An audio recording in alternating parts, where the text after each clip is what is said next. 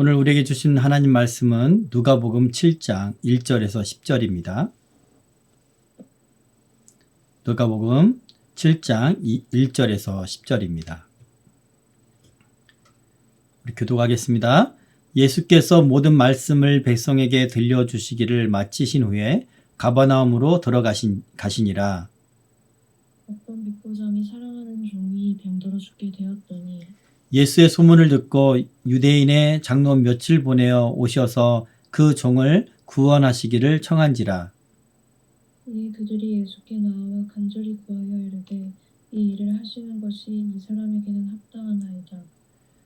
저가 우리 민족을 사랑하고 또한 우리를 위하여 회당을 지었나이다 하니 예수께서 함께 가실새 이에 그 집이 멀지 아니하여 백부장이 벗들을 보내어 이르되 주여 수고하시지 마옵소서. 내 집에 들어오심을 나는 감당하지 못하겠나이다. 그러므로 내가 주께 나아가지도 감당치 못할 줄을 아나이다. 말씀만 하사 내 하인을 낫게 하소서.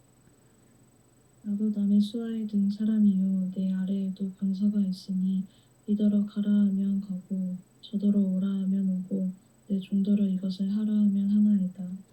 예수께서 들으시고 저를 기이 여겨 돌이키사 쫓는 무리에게 이르시되 내가 너희에게 이르노니 이스라엘 중에서도 이만한 믿음은 만나보지 못하였노라 하시더라. 보내었던 사람들이 집으로 돌아가 보매 종이 이미 강건하여 졌더라. 아멘. 예수님께서 말씀하셨어요. 마지막 때가 될수록 믿음이 약하게 될 것이다. 믿는 사람들조차도 믿음을 잃게 되고 예수님은 믿지만 그 믿음이 약하게 될 것이다. 그렇게 주님께서 말씀하셨죠. 앞으로 다가올 이 재림 때뿐만 아니라 이전에 있었던 그 심판의 날, 노아의 홍수 때도 그 시대 때 사람들도 믿음이 약해졌다는 것을 볼 수가 있어요. 자, 그렇다면 오늘날 우리의 믿음은 어떠한가 한번 돌아보는 그런 시간이 되었으면 좋겠습니다. 지금의 시대는 늘 제가 강조를 하죠. 종말 신앙이 변질되었어요. 그리고 무엇보다 성령 하나님에 대한 신앙이 실제적이지 않고 관념적으로 바뀌어 버렸어요. 예, 관념적으로만 전락되어 버렸습니다. 기도를 해도 믿음으로 기도하기보다는 그냥 긴가민가하고 기도하는 경우가 많고 그 믿음조차도 사상과 지식으로 믿는 그런 믿음에 그치는 그런 신앙인들이 많이 있습니다. 실제적인 신앙, 실제적으로 살아있는 그런 믿음, 그런 믿음이 요즘 세상에 나타나지 않아요. 한마디로 얘기해서 하나님의 살아계심의 역사가 우리 상관에 나타나지 않고 교회도 일어나지가 않습니다. 그것은 우리의 믿음의 질과 관련이 있어요. 우리가 어떻게 믿느냐와 관련이 있습니다. 예수님께서 말씀하셨습니다. 인자가 올 때에 세상에서 믿음을 보겠느냐. 주님께서 다시 오실 때 세상에서 믿음이 있는 자를 찾기가 어렵다는 말씀입니다. 세상은 어차피 주님을 믿지 않죠. 그래서 이 말씀은 세상을 향하신 말씀이 아니에요. 하나님의 백성, 예수님을 믿는 사람들, 교회를 향하신 경고의 말씀입니다. 인자가 올 때 세상에서 믿음을 보겠느냐. 주님께서 2000년 전에 이스라엘, 그러니까 하나님의 그 백성 이스라엘에게 오신 것입니다.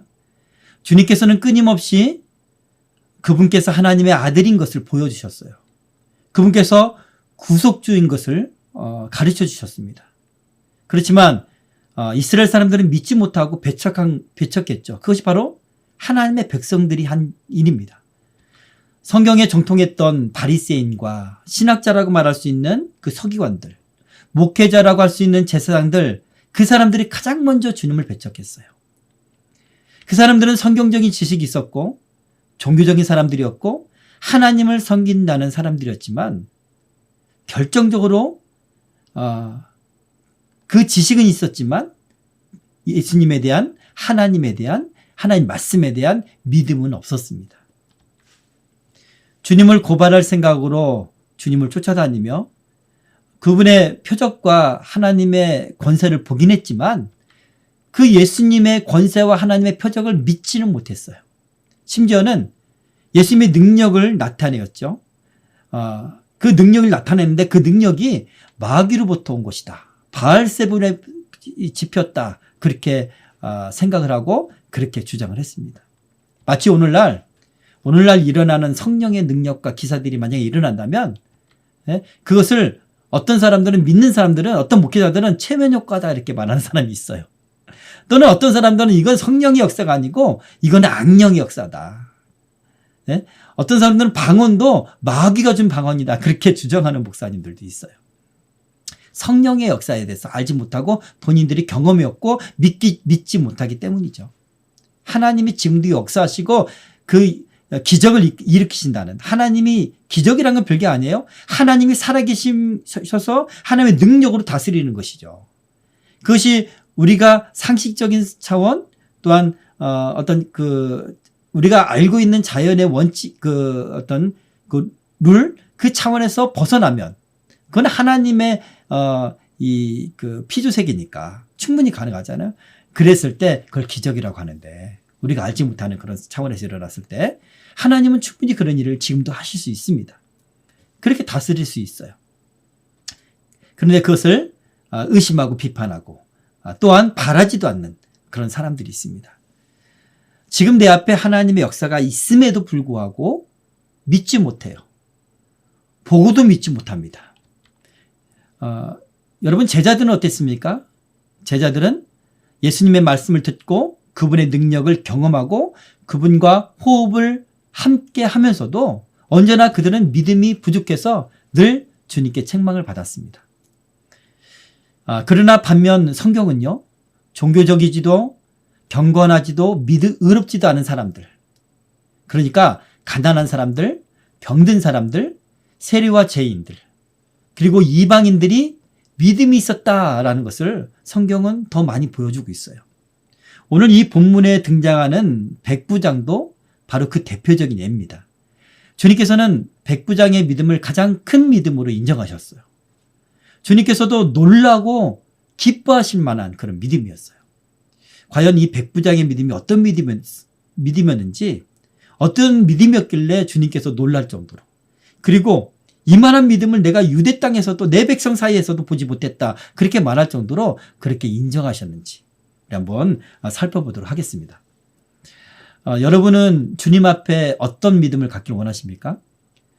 종교적인 삶을 살지만 믿음이 없어서 성령을 회방하는 데 있지는 않습니까? 주님을 따르지만 언제나 책망받을 만한 믿음, 거기서 그쳐 있지 않습니까? 아니면 비록 외형적으로는 부족하지만 우리 주님을 기쁘시게 하는 그런 믿음을 갖고 계신 분입니까? 여러분의 믿음이 어떤지를 오늘 말씀을 잘 듣고 백부장의 믿음을 보고 다시 한번 돌아보는 시간이 되었으면 좋겠어요. 오늘 본문을 한번 생각해 보면 주님께서 지금까지 이제 마태복음에 보면 5장, 6장, 7장 이렇게 산상수훈을 하셨죠.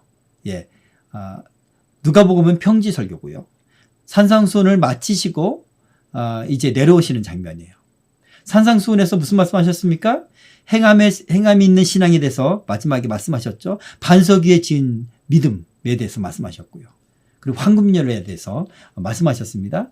그리고 이어서 오늘 이제 펼쳐지고 있는 그런 본문은 신앙을 가진 한 인물에 대해서 지금 묘사를 말씀하고 있는 것입니다. 근데 그 인물은 누구냐면 유대인이 아니에요. 바로 이방인입니다. 예수님께서 이제 설교를 마치시고 가버나움으로 내려오십니다. 이 가버나움이라는 동네에 대해서 우리가 좀 알 필요가 있는데요.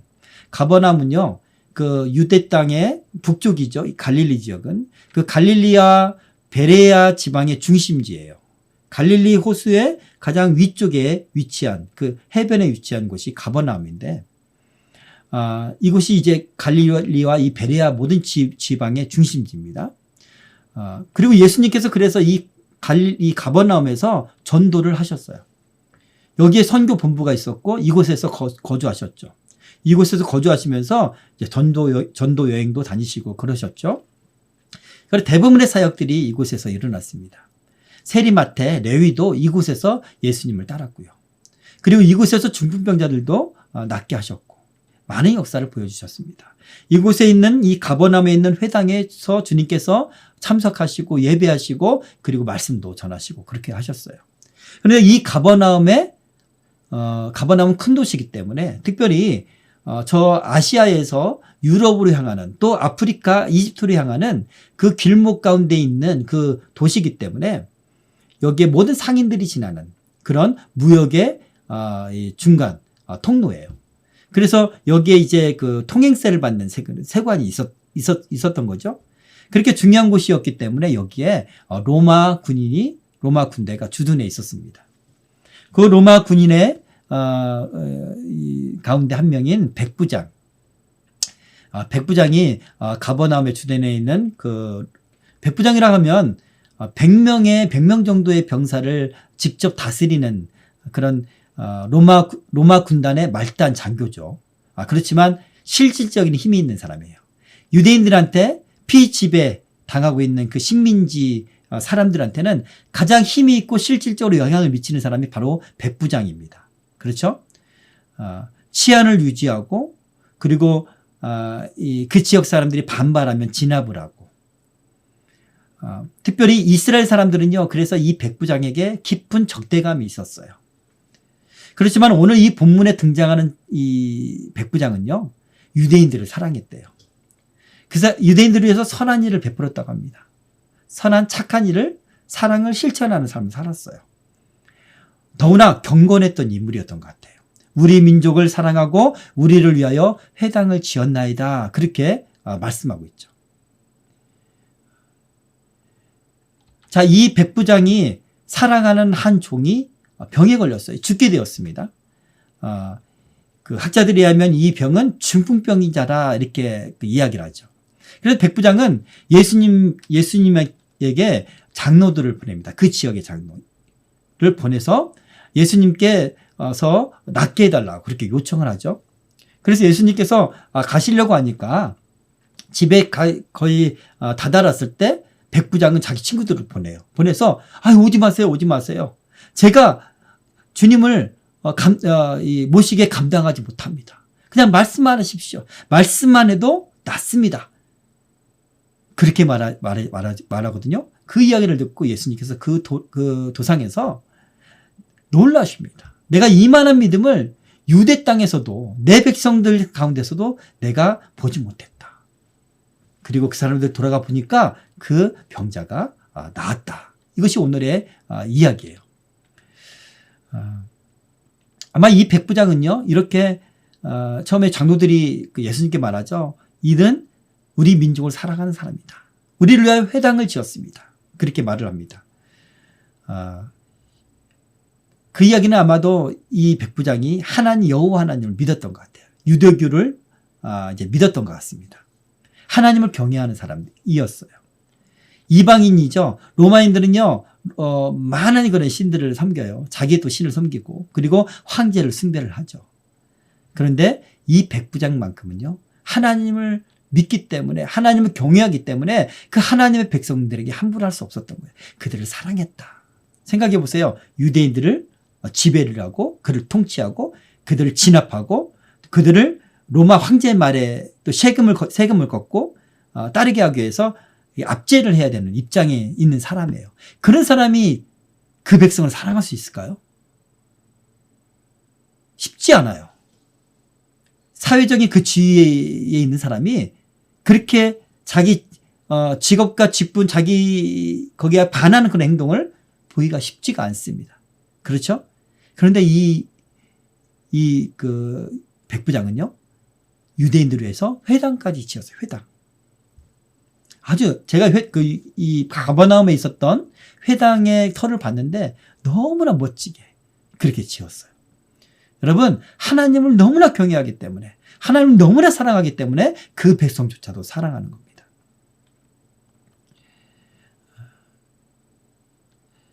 오늘날 하나님을 믿는다고 하면서 자기는 크리스찬이라고 말하면서 세상 나가서 교회를 비방하는 사람들이 있어요. 세상의 잘못을 들추어내고 그것을 글로 쓰고 그것을 드라마 대본으로 쓰고 그것을 비방하고 그렇게 하는 사람들이 있어요. 세상을 미워하고. 여러분, 물론 교회 안에 잘못되고 있는, 세속화되어 있는 것은 우리가 드러내고 고쳐야 되고 하나님 앞에 회개를 해야 돼요. 그러나 그런 방식이 아니라 교회를 미워한다는 거예요. 이런 사람이 과연 하나님을 경외하고 하나님을 사랑하는 사람일까? 저는 그렇게 믿지 않습니다. 자, 어쨌든 오늘 이 백부장은 그렇게 하나님을 경외하는 사람이었어요. 이 사람이요, 오늘 말씀 보니까 예수님에 대한 소문을 들었대요. 이 백부장이 예수님을 따르거나 그 예수님의 이적을 직접 보지 못했을 거예요. 신분적인 그런 그 백부장이라는 신분이기 때문에 그런 제약이 있었을 것입니다. 오직 이 사람은 예수님에 대해서 소문으로 들었어요. 소문으로. 자, 이 백부장이 예수님에 대해서 소문으로만 들었는데 어떻게 예수님을 믿었는지, 예수님에 대해서 어떻게 생각했는지 우리 한번 생각해 볼 필요가 있습니다. 자, 이 백부장이요, 그 사랑하는 종을 위해서 장로들을 보내죠. 이 장로들은요, 회당의 장로가 아니라 백성들에게 존경받는 유대인의 장로들입니다. 그 장로들을 보낸 거예요. 마태복음에서 보면 직접 백부장이 나간 것처럼 이렇게 기록되어 있지만 마태복음은 주로 이 사건을 주제 중심적으로 기술하고 있기 때문에 자세한 내용을 잘 기록하고 있지 않아요. 누가복음은 역사적인 사실을 보다 자세하게 기록하고 있는 거예요. 그래서 누가복음이 보다 더 정확하게 기록하고 있는 겁니다. 마태복음이 틀렸다는 얘기가 아닙니다. 생략되어 있는 거죠. 그죠? 자, 이렇게 장로들을 보냈습니다. 왜 존경받는 유대인의 장로들을 보냈을까요? 왜 그들에게 부탁했을까요? 백부장의 생각에 예수님은 그럴 만한 분이었습니다. 백성의 장로가 가서 간청하고 모셔와야 할 만한 그런 분이었어요. 그런 하나님의 사람이었다라고 백부장은 생각을 했습니다. 여러분, 외국의 정상이 이렇게 공항에 올 때요, 누구를 보내느냐, 차관을 보내느냐, 또 국장을 보내느냐, 아니면 청와대에 어떤 실장을 보내느냐, 이거에 따라서 그 나라가 상대방의 나라 대통령을 어떻게 생각하고 있는지, 얼마나 존중하고 있는지, 어떻게 인식하고 있는지 그것을 판단할 수가 있습니다. 그래서 외교에 있어서 그런 의식들이 굉장히 중요해요. 이 백부장은 바로 백성들의 우두머리, 백성들이 존경하는 그런 장로들을 예수님께 보냈다는 거예요. 자신이 스스로 가지 못하고. 왜 직접 가지 않았을까요? 뒤에 말씀을 보면 그 이유를 우리가 잘 알 수 있어요. 한마디로 말해서 자신은 주님을 감당치 못할 사람, 그렇게 여겼던 거예요. 자, 백부장이 어떤 사람이었는가 다시 한번 살펴볼게요. 백부장은 하나님의 말씀, 여호와를 사랑하고 이웃을 사랑하라는 그 말씀 그대로 실천하는 믿음의 사람이었어요. 오늘 말씀 보면 백부장의 사랑하는 종이라고 기록되어 있는데, 여기서 이 누가복음 기록할 때 이 종을 둘로스라고 표현을 해요. 근데 마태는요, 하인이라는 파이스라고 기록합니다. 이 파이스라는 이 단어는요, 보통 아들로 번역되기도 해요. 그러니까 백부장은 이 종을 마치 자신의 식구처럼, 자신의 아들처럼 여겼던 거예요. 마치 아브라함이 다메섹 엘리에셀을 자기 상속자로 여겼던 다메섹 엘리에셀을 존중하게 생각을 했잖아요. 그것처럼 자신의 종을 그렇게 사랑했다는 거예요. 오늘 말씀에 기록하고 있잖아요. 사랑하는 종이라고 합니다. 하나님의 구약의 율법의 하나님의 말씀을 그대로 실천했던, 마음으로 중심으로 사랑했던, 이웃을 사랑했던 그런 사람이었어요. 믿음의 사람이죠.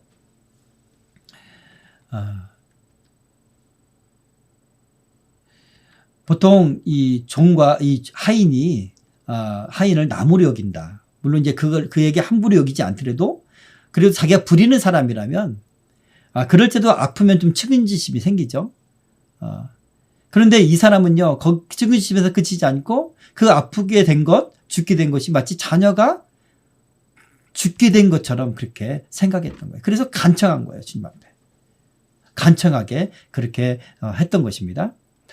자, 로마 군인들이 일반적으로 교만하고 잔인하고 그리고 사람들을 압제했던 것을 생각하면 이 백부장은 분명히 믿음으로 여호와 신앙, 여호와 하나님을 경외한 그 믿음으로 완전히 변한 사람, 하나님의 백성이 됐다는 것을 우리가 잘 알 수가 있습니다.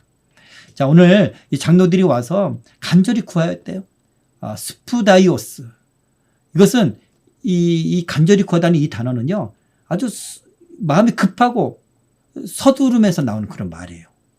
열심히 진지하게 아주 간청했다는 거예요. 마치 곧 죽을 사람, 지금 응답하지 않으면 그 하인이 곧 죽게 된 것처럼 그렇게 간절한 마음으로, 급한 마음으로 구한다 라고 할 때 이 단어를 씁니다.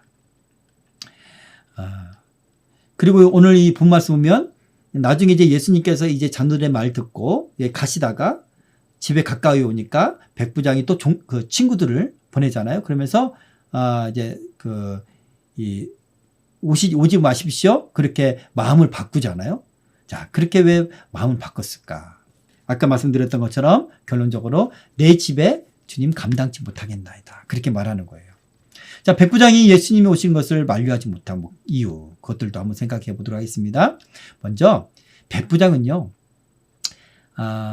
백부장이 예수님 앞에 이런 칭찬받는 믿음이 되기까지 백부장의 살아있는 믿음이 무엇이었는지 우리가 지금 살펴보고 있잖아요. 첫 번째, 백부장은 하나님 앞에 자신이 얼마나 무가치한 죄인인가를 깨닫는 사람이었어요. 나는 죄인입니다 라고 생각을 했어요.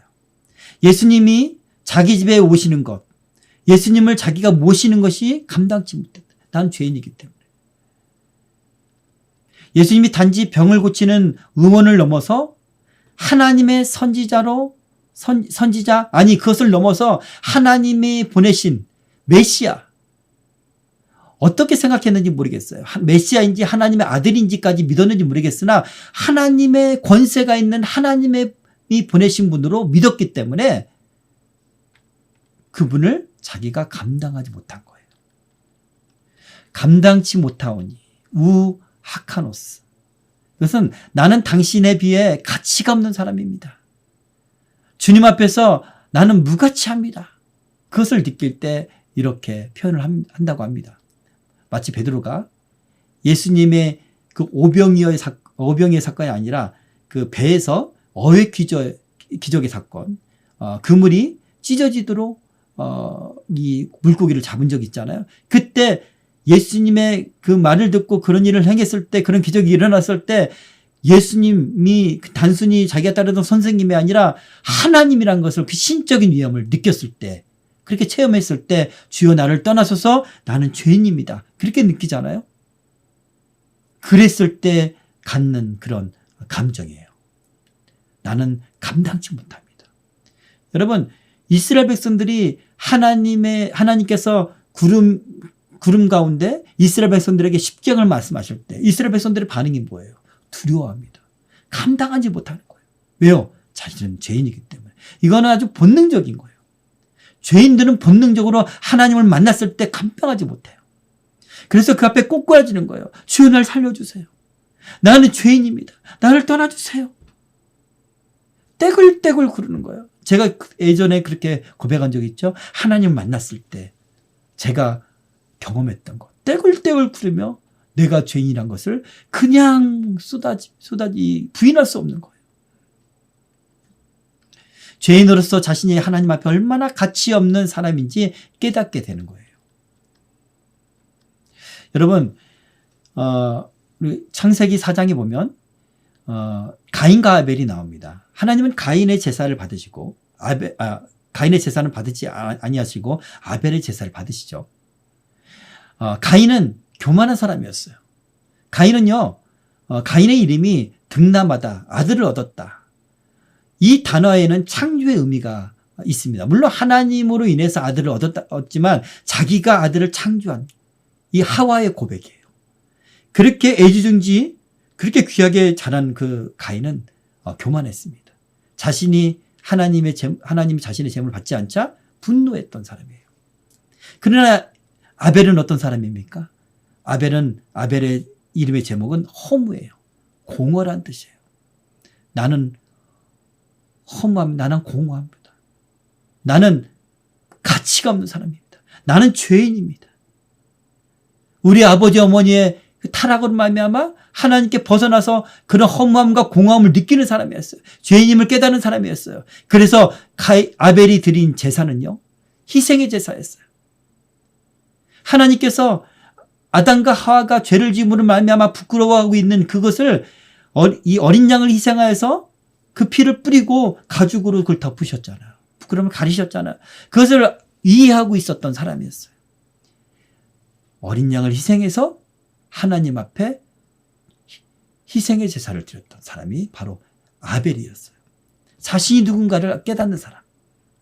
자신이 죄인인 것을 깨닫는 사람. 하나님이 아니면 하나님과 다시 연결되지 않으면, 하나님과 화목되지 않으면, 하나님과 다시 화목하지 않으면 나는 무가치한 인생, 허무한 인생, 공허한 인생을 살 수밖에 없는 그 죄인이란 걸 깨달았습니다. 여러분, 하나님을 처음 만난 사람들은요, 구원받은 사람들의 고백이 다 그렇습니다. 예전에는 내가 세상에서 방황했습니다. 내 마음대로 고집하며 살았습니다. 온갖 죄를 저질렀습니다. 그때는 그게 가장 재미있고 좋은 줄 알았어, 즐거운 줄 알았습니다. 그것이 가장 좋은 최선인 줄 알았습니다. 그러나 주님 만나고 보니까 그건 공허한 인생이었어요. 허무한 인생이었어요. 그거는 죄인의 인생이고 그것은 지옥으로 빨려 들어가는 인생이었습니다. 아까 우리가 찬양했던 것처럼 세상에서 방황할 때 나 주님을 몰랐네. 내 맘대로 고집하며 온갖 죄를 저질렀네. 예수여, 이 죄인도 용서받을 수 있나요? 벌레만 또 못한 내가 용서받을 수 있나요? 제가 이게 1980년도 후반에 나왔던 찬양인데, 제가 1980년도 후반에 87년도에 내가 기도 가운데 성령을 받고 하나님을 만나고 내가 얼마나 큰 죄인인가를 철저하게 깨달았어요. 떼굴떼굴 구르며 주여 내가 어떻게 해야 됩니까? 내가 어떻게 해야 살 수 있습니까? 내가 어떻게 구원받을 수 있습니까? 떼굴떼굴 구르며 회개했을 때 성령이 임하고 그렇게 구원받았음에도 불구하고 나는 계속해서 이 찬양을 불렀어요. 세상에서 난 방황했습니다. 난 주님을 몰랐습니다. 이런 찬양을 계속 불렀어요. 여러분, 이런 자기인식, 하나님 앞에서 나는 죄인이라는 그런 겸손함, 이것은 그냥 본능적으로 나오게 돼 있습니다. 주님을 만난 모든 사람들은요, 이런 고백을 하게 돼요. 이런 고백을 만약에 안 했다면 여러분 정말 주님을 온전하게 만났는지 다시 한번 돌이켜 보시길 바랍니다. 여러분, 백부장은 하나님을 믿고 하나님을 경외했습니다. 그런데 그 하나님의 사람이, 하나님의 권세를 갖고 계신 분이 자신의 집에 온다는 것을 감당하지 못하겠다고 생각했어요. 나는 무가치한 사람입니다. 그렇게 회개하는 사람, 주님 앞에 한없이 겸손한 사람. 여러분, 이런 사람들이 주님 앞에 나갈 때, 이런 사람들이 주님 앞에 예배로 나갈 때 함부로 나가겠습니까? 교만한 상태로 나가겠습니까? 대충 나가겠습니까? 그렇지 않아요. 우리가 주님을 처음 만났던 그 감격을, 그 겸손함을 우리가 회복했으면 좋겠습니다. 그럼 백부장은 이방인이었습니다. 로마의 수많은 우상을 숭배하던 사람이었어요. 우상 숭배의 문화가 얼마나 음란하고 타락합니까? 로마 황제의 권세 아래에 있는 사람이었고요. 또한 하나님의 백성을 짓밟는 그런 군대의 장교였어요. 100명의 그런 병사를 거느리면서 얼마나 교만하게 그들에게 행했을까요? 명령하고 자기를 위하여 봉사하게 만들고 그렇게 했을 것입니다. 그런 그가 유대 땅에 와서 창조주 하나님을 알게 되었어요. 하나님의 율법을 알게 되었습니다. 자기가 지금 살고 있었고 그동안 살아왔던 모든 것이 얼마나 큰 죄고 얼마나 더러운 짓인가를, 하나님 얼마나 그를 가증해 오신가를 깨닫게 되었어요. 철저하게 깨닫는 사람이었어요. 여러분, 주님께 나아갈 때 우리는 자신에 대해서 어떤 마음 자세로 나가야 될까? 철저하게 죄인임을 자각하고 주님의 은혜를 바라는 마음으로 나가야 될 줄 믿습니다. 예수께서 들으시고 이르시되 건강한 자에게는 의사가 쓸데없고 병든 자에게야 쓸데있느니라. 나는 의인을 부르러 온 것이 아니요 죄인을 부르러 왔노라. 주님께서 그렇게 말씀하셨어요. 우리는 늘 나는 주님, 나는 죄인입니다. 날 도와주세요. 나에게 은혜 주세요. 그렇게 주님께 간구하는 그런 사람 되었으면 좋겠습니다. 어떤 엑스레이 기사가 약간의 소화불량이 있었나 봐요. 그래서 엑스레이 찍는 것이 어렵지 않으니까 엑스레이를 찍었습니다. 엑스레이를 찍긴 찍었는데 평소에 건강했으니까 소화불량이 있지 생각하고 그냥 잊어버리고 퇴근을 했습니다. 그러고 나서 이튿날에 출근하고 나서 여러 필름을 이렇게 살펴보다가 여러 장을 이렇게 정리하다가 한 사진을 보게 되었어요. 근데 암인 거예요. 아주 심각한 암인 거예요. 그걸 보고 나서 그게 그 사람 이 엑스레이 그 주인공이 누군지도 보지 않고 그냥 곧 죽겠구만 하고 던져버렸습니다. 그러나 그것이 바로 자신의 사진이었다는 것을 깨닫지 못한 거예요. 평소에 건강에 자신만만했기 때문에, 평소에 나는 아무런 문제가 없어, 나는 의인이야 라고 생각했기 때문에 그것을 자세하게 들어보지 못했다. 이것이 우리에게 주는 교훈이 있습니다. 우리가 평소에 의인이다, 나는 괜찮다, 내 신앙은 괜찮다 생각했을 때 우리가 주님 앞에 온전하게 나가지 못한다는 것, 내 죄를 깨닫지 못한다는 것, 그것을 우리가 깨닫게 됩니다. 주님을 따라다니면서 그분의 모든 말씀을 듣고 그분의 기적을 보았던 바리새인과 서기관들, 그들이 왜 주님을 믿지 못했습니까? 자신은 의롭다고 생각했기 때문이에요. 그렇기 때문에 오히려 예수님을 판단하는 자리에 앉았던 것입니다. 또한 제자들은 어떻습니까? 주님을 따르며 모든 역사를 봤던 제자들조차도 주님이 큰 교사요, 선지자요, 메시아임을 얼핏 알았지만 완전하게 주님의 말씀을 믿지 못했어요. 그래서 예수님께 믿음이 없다, 이런 책망을 받았습니다. 그것에 비해서 오늘 이 백부장은 내가 이스라엘 중에 이만한 믿음을 본 적이 없다, 그렇게 칭찬을 받았던 사람입니다. 여러분, 우리 가운데 주님을 감당할 사람이 있습니까? 주님 앞에 떳떳하고 당당한 사람이 있습니까? 주님 앞에 똑바로 설 수 있는 사람이 있습니까? 그 앞에 서면 우리 모두 죄인이라는 것을 깨닫게 되어서 견딜 수 없게 되는 거예요. 자, 두 번째, 이 백부장은요, 주님의 말씀의 권세를 믿었던 사람이었어요. 이렇게 말하죠. 저도 남의 수하에 든 사람입니다. 그리고 내 아래도 수하가 있습니다. 그래서 이리 가라 하면 이리 가고 이렇게 하라 하면 이렇게 합니다. 명령을 그대로 따른다는 거예요. 이 백부장은요, 황제의 권세 아래에 있었던 사람이에요. 남의 수하라고 말하는데 이 남이라는 것은 이 황제를 말하는 겁니다. 황제의 수하에 있던 사람. 그러나 이제는 백부장이 하나님을 믿고 하나님의 수하, 하나님의 종이 되었어요. 그렇죠? 그러니까 하나님의 사람 메시아가 하나님의 아들이 명령하시면 그대로 순종한다는 거예요. 하나님의 종이기니까. 대단한 믿음인 거예요. 여러분, 우리가 하나님을 주님이라고 부르죠. 예수님을 주님이라고 부르잖아요. 그러나 주님이라고 부르면서 그 주님은 주인님이란 뜻이에요. 그 주인께서 말씀하신 대로 행하지 않아요. 그 주인께서 택하신 대로, 그 주께서 원하신 대로 하지 않아요. 이것은 올바른 믿음이라고 할 수 있을까요? 이 백부장은 그대로 믿는 사람이었어요. 이전에는 황제의 수하였고 그때 황제의 명령대로 행했으나 이제는 여호와 하나님의 이제는 종이 된 거예요. 이 군대의 명령체계를 너무나 잘 아는 이 백부장이었기 때문에 이런 비유를 들어서 예수님께 말하는 것이었습니다. 여러분,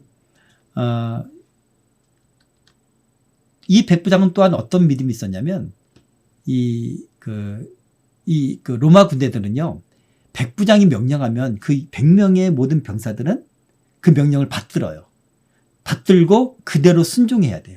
순종하지 않으면 어떤 죄로 인정이 되냐면 바로 황제의 명령을 어기는 그런 죄인 거예요. 황제의 권세가 그대로 천부장, 백부장에게로 그대로 가거든요. 근데 백부장이 말하는 것은 황제의 권세를 가지고 말하는 거예요. 그렇죠? 그것을 너무나 잘 알기 때문에 지금 이 백부장이 예수님께 말하는 겁니다. 주님께서 말씀만 하시면 그대로 이루어집니다. 주님께서 근데 주님께서 말씀하시면 사람이 그대로 순종한다는 그 얘기하는 게 아니에요. 주님께서 말씀하시면 그 병이 순종한다는 거예요. 그 질병이 떠난다는 거예요. 지금 죽게 된 그 종이 살아난다는 거예요. 대단한 믿음이죠. 그러면 이 주님에 대해서 어떻게 생각하는 것입니까? 바로 하나님의 권세를 인정하는 거예요. 예수님은 하나님의 권세를 갖고 계신 분이다. 예수님은 하나님의 아들이다. 그런 권세를 백부장은 믿었습니다. 영적인 질서를 너무나 잘 이해하고 있는 그런 백부장인 거예요. 반대로 제자들은 어떻습니까? 마태복음 8장 24절 27절에 보면요. 예수님과 제자들이 갈릴리 바다를 배를 타고 가시는데 큰 파도가 일고 배가 물결이 막 배를 덮고 배가 뒤집어지게 생겼어요. 침몰하게 생겼어요. 그때 제자들이 예수님 막 깨웁니다. 주여 구원하소서 우리가 죽겠나이다. 그렇게 제자들이 막 예수님 깨우죠. 예수님 너무나 피곤해서 주무시고 계셨거든요. 그러자 예수님이 일어나셔서 어찌하여 무서워하느냐 믿음이 작은 자들아 그렇게 하시면서 바다와 바람을 꾸짖습니다. 그런 꾸짖으니까 잠잠하게 돼요. 예수님은 이 자연 만물에게 명령하셔서 잠잠케 하시는 그런 권세가 있으신 하나님이셔요. 그걸 보고 제자들이 놀랍니다. 그리고 하는 말이 이 사람이 도대체 누구기에 바람과 바다도 순종하는가. 그 구절을 보면 제자들은 예수님 누군지 몰랐던 거예요.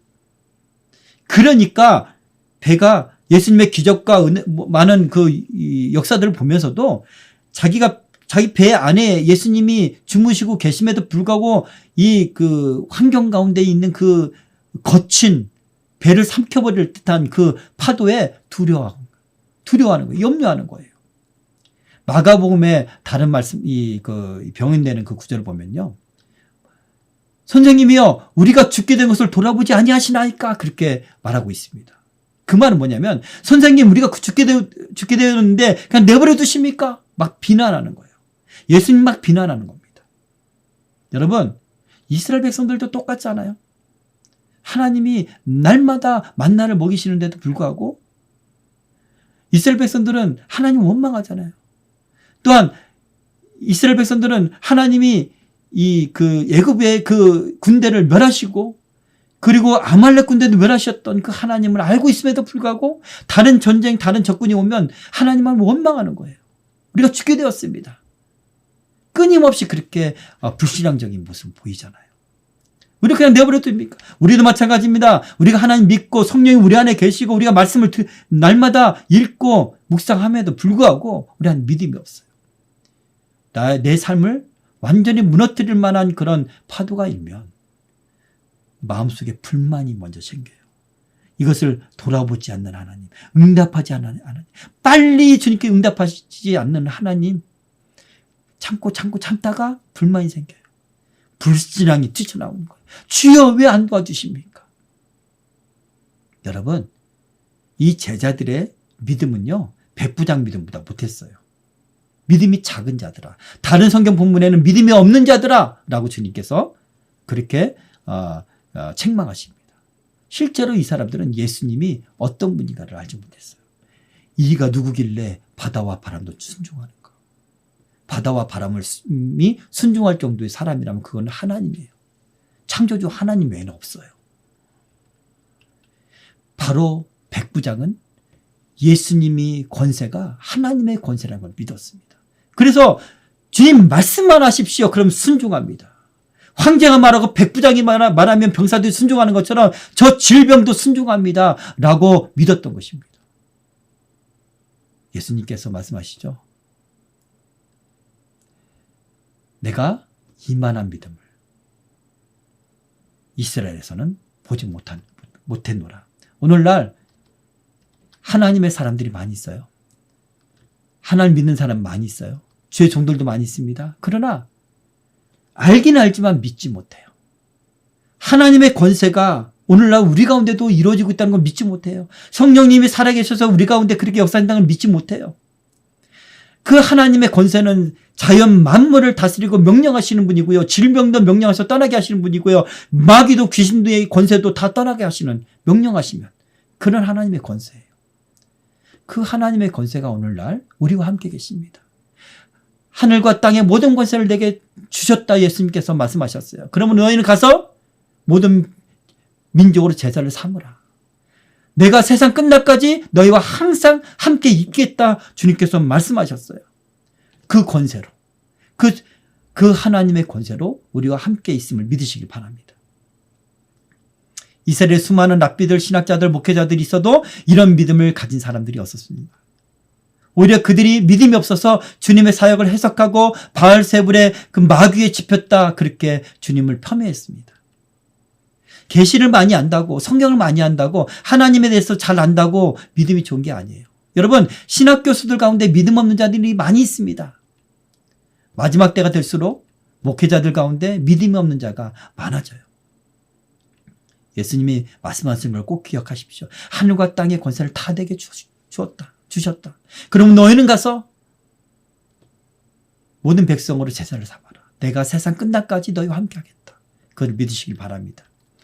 마지막으로 우리는 백부장처럼 믿음으로 주님을 기쁘시게 해야 됩니다. 예수님께서 백부장의 그 고백을 듣고 놀라게 여겼대요. 이 친구들이 전한 그런 고백이죠. 놀라게 여겼대요. 여기서 놀랍게 여기다, 다음하죠. 나는 이 헬라어, 아주 놀란 그런 감정의 상태를 말하는 거예요. 예수님이 백부장에 대해서 물으셨을까요? 하나님의 그런 어떤 지식이 계셨을 텐데. 근데 그의 고백이 너무나 놀라웠다는 거예요. 너무나 기쁘신 거예요. 하나님의 선민으로서 계시에 풍부했던 유대인들에게서 주님께서는 배척만 당하셨어요. 그 제자들조차도 아직 믿음이 주님께서 원하시는 데까지 이르지 못했습니다. 그런데 이방이라고 여겼던, 유대인들이 괴로 취급했던 그런 이방인 백부장의 믿음이, 유대인들이 가장 가증 여기고 가장 미워하고 가장 저주했던 그 로마 군대 백부장의 믿음이 더 크다는 것을 주님께서 말씀하시는 거예요. 이스라엘 중에서 내가 이만한 믿음을 보지 못했다. 이 말은 여기에 숨어있는 주님의 의도는 뭡니까? 이스라엘 중에는 당연히 이런 믿음이 있어야 된다는 말이에요. 이런 믿음이. 히브리서 11장 6절 말씀에 보면 믿음이 없이는 하나님을 기쁘시게 하지 못하나니 하나님께 나아가는 자는 반드시 그가 계신 것과 또한 그가 자기를 찾는 자에게 상 주시는 것을 믿어야 할지니라. 하나님이 계신 것만을 믿어서는 안 되는 거예요. 하나님이 상 주시는 분이라는 거예요. 하나님이 살아계셔서 지금도 역사하시는, 응답하시는 하나님이라는 것을 믿어야 될 줄 믿습니다. 여러분, 하나님이 살아계시면 믿으십시오. 주님을 찾는 자에게 응답하시는 분임을 믿으십시오. 그것이 진짜 믿음이에요. 주님은 그런 믿음을 기뻐하신다 말씀하십니다. 예수님께서 불의한 재판장의 비유를 통해서 말씀하셨죠. 누가복음 18장에 나오는데요. 예수께서 그들에게 항상 기도하고 낙심하지 말아야 할 것을 비유로 말씀하여 이르시되, 이렇게 하면서 말씀하십니다. 어떤 도시에 하나님을 무시하는 한 재판장이 있었습니다. 그런데 그 재판장이 제대로 재판을 안 합니다. 뭐 가난한 자에게는 더 굽은 그런 판결을 내리겠죠. 그 재판장에게 한 과부가 자기 원한을 풀어달라고 요청을 해요. 그런데 한 번만 가는 게 아니에요. 자꾸만 가서 괴롭히는 거예요. 자꾸 가서 그 원한을 풀어달라 간청합니다. 그렇게 번거롭게 하는 재판장이 번거로움으로 인해서 그 원한을 풀어준다는 거예요. 하물며 예수님께서 계속 말씀하십니다. 하물며 하나님께서 그 밤낮 부르짖는 택하신 자들의 원한을 풀어주지 아니하겠느냐. 그들에게 오래 참으시겠느냐? 그렇게 주님께서 말씀하십니다. 주님, 하나님 앞에, 살아계신 하나님 앞에 간구하세요. 주님께서 응답하십니다. 누가복음 18장 8절에 이렇게 말씀하시죠. 내가 너희에게 이르노니 속히 그 원한을 풀어주시리라. 그러나 인자가 올 때 세상에서 믿음을 보겠느냐 하시니라. 이거예요. 예수님께서 마지막 때 이 땅에 오실 때 주님 앞에 간구하는 사람이 없다는 거예요. 주님께서 우리가 기도하면 응답해 주시라는 그 믿음, 그 기대감을 가지고 기도하는 사람이 없다는 거예요. 병든 자가 그 병을 입게서 병을 낫게 해달라고 기도하는 사람이 없다는 거예요. 믿음이 없기 때문에 간구하지 않는다는 거예요. 인자가 세상에 올 때 세상에서 내가 믿음을 보겠느냐, 그렇게 말씀하십니다. 여러분, 예수님께서 이 땅에 다시 오실 때 뚜렷한 현상 중에 하나가 있어요. 사랑이 식어지고 또한 오늘 주님께서 말씀하셨던 것처럼 믿음이 적어진다는 거예요. 믿음이 없다는 거예요. 백부장과 같은 그런 믿음을 소유한 사람이 없다는 것입니다. 살아계신 주님의 권세와 그분의 응답에 대한 확신을 재림할 때까지 유지하는 사람이 적다는 거예요. 여러분, 제가 아까 서두에 잠깐 말을 했죠. 말씀을 드렸습니다. 첫 번째 심판의 때가 있었죠. 바로 노아의 때였어요. 주님께서 마지막 때도 그와 같다 말씀하셨어요. 노아와 롯의 때를 기억하라, 그렇게 말씀하셨습니다. 여러분 노아의 때는요 믿음이 얼마나 없었냐면, 여러분 셈의 후손들, 믿음의 사람들로 여겨졌던 셈의 후손들조차도 믿음이 약했어요. 하나님과 동행하며 365년 동안 동행하며 하나님과 동행하다가 천국으로 올라간 에녹을 제외하고는요, 하나님의 말씀을 듣고 믿었던 노아와 그 가족 8명을 제외하고는요, 다른 사람 믿음이 없었어요. 근데 그 가운데 여러분 라멕 있죠. 라멕, 노아의 아버지였던 라멕이 777세에 죽었어요. 계산해 보면 라멕은 홍수 때 죽었다는 거예요. 여러분, 무드셀라는 969세를 향하며 969세를 살다가 죽었어요. 근데 그때가 바로 홍수 때였어요.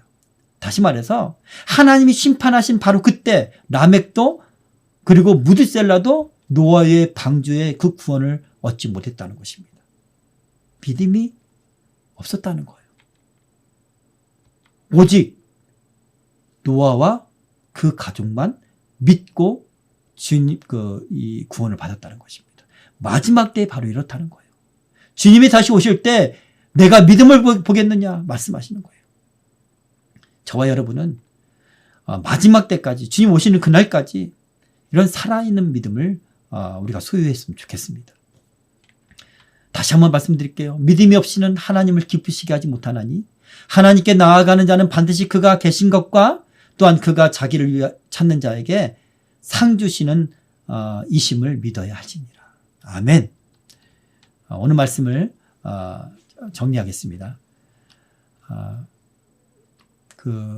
미국 알래스카에 어떤 청년이 전도를 받고 교회에 처음 나갔어요. 그날 목사님은 마태복음 17장 20절의 말씀을 본문으로 설교를 했습니다. 겨자씨에 만한 믿음으로 산을 옮길 수 있다, 이런 내용의 설교였어요. 그 청년은 집 뒷산에 늘 이 겨울만 되면 눈사태가 일어나서 그것이 골칫거리였어요. 그래서 늘 이 말씀을 믿고 하나님께 기도했습니다. 하나님, 이 산을 옮겨주세요. 근데 이 소식을 듣고 설교를 했던 목사님이 걱정이 된 거예요. 이 청년의 기도가 응답되지 않으면 어떡하지? 그것이 너무나 걱정되었어요. 그래서 이 목사님도 이 청년을 위해서 중보기도 했습니다. 하나님 도와주세요. 하나님 도와주세요. 이 청년이 실족해서 믿음을 잃지 않게, 교회 안 나오는 일이 없도록 좀 도와주세요. 그랬을 때 이 청년이 어느 날 약 40일쯤 지나서 목사님을 찾아왔다고 합니다. 목사님, 20세기에는 예수님이 산을 번쩍 들어서 옮기시는 것이 아니라 다른 방법으로 옮기시나 봐요. 20세기 환경과 20세기 여러 가지 것들을 사용하셔서 옮기시나 봐요. 하나님께서 기계로 산을 옮기셨습니다. 그러는 거예요. 고속도로가 새로 건설된다고 해서 시에서 흙을 파서 산을 완전히 옮겼다라고 그렇게 이야기를 합니다. 목사님은 하나님 말씀을 알고 그 마태복음 말씀을 겨자씨만한 믿음으로 산을 옮긴다는 말씀을 전했는데 정작 자신은 믿지 못했어요. 그러나 처음 나온 믿음이 없는 초신자였던 이 청년은 진짜로 믿고 기도했던 거예요. 그리고 하나님께서 20세기 때 그런 방식으로 산을 옮기신 그런 역사를 하나님께서 보이셨습니다. 여러분, 오랜 신앙생활을 하고 있다고 하나님 말씀 잘 알고 있고 내가 직분이 높다고 믿음이 좋은 게 아니에요. 그 말씀을 그대로 믿는 그런 믿음을 우리가 가졌으면 좋겠습니다.